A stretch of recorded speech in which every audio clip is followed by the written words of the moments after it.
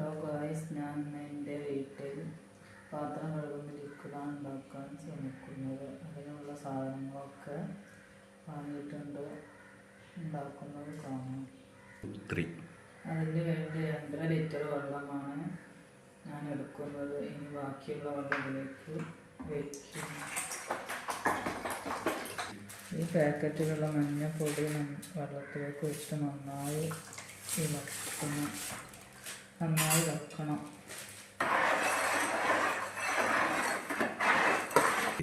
ഞാൻ ഇളക്കി കഴിഞ്ഞാൽ ഇതിലേക്ക് ജെല്ല് ഇടുകയാണ്.